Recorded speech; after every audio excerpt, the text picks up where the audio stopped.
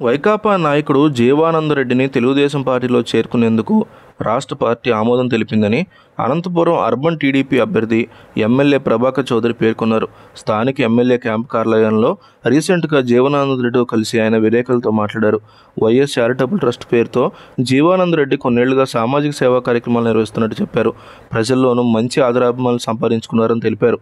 తొలుత కాంగ్రెస్లో ఉండేవారని, ఆ తర్వాత వైకాపాలో చేరారని అన్నారు.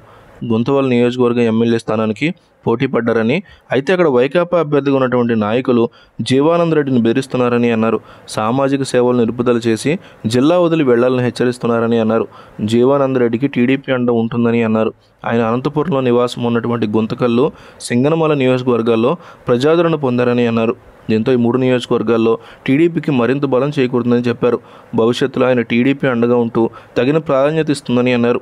జీవానందరెడ్డి మాట్లాడుతూ కొన్నేళ్లుగా గుంతకల్లు, సింగనమల, తాడిపత్రి, అనంతపురం నియోజకవర్గాల్లో సామాజిక సేవా కార్యక్రమాలు నిర్వహిస్తూ వస్తున్నారని అన్నారు. మాలాంటి వారికి రాజకీయ నాయకులు సహకారం అందించాల్సింది పోయి సేవా కార్యక్రమాలు వదిలి వెళ్లాలని వైకాపా నాయకులు బెదిరించడం బాధాకరమని అన్నారు. సేవ చేయడానికి రాజకీయ పార్టీ అవసరం కాదని, అందుకే టీడీపీలో చేరుతున్నారని అన్నారు. ఇదిలా ఉండగా విలేకరుల సమావేశం అనంతరం జీవానందరెడ్డితో కలిసి ఎమ్మెల్యే ప్రభాకర్ చౌదరి ఎస్పీ అశోక్ కుమార్ని కలిశారు. బెదిరింపుల విషయాన్ని వివరించి భద్రత కల్పించాలని కోరారు. ఇందుకు పోలీసుల తరఫున అవసరమైన భద్రత కల్పిస్తామని ఎస్పీ హామీ ఇచ్చినట్టు ఎమ్మెల్యే చెప్పారు. తన స్నేహితుడు గుంతకల్ నియోజకవర్గ టీడీపీ ఎమ్మెల్యే అభ్యర్థి ఆర్ జితేందర్ గౌడ్కి మైనార్టీలందరూ ఓట్లు వేసి అధిక మెజార్టీతో గెలిపించాలని సినీ నటుడు నాగినీడు అభ్యర్థించారు. జితేందర్ గౌడ్కి బాల్య స్నేహితుడు నాగినీడు గుంతకల్లో టీడీపీ తరఫున విస్తృత ప్రచారం చేశారు.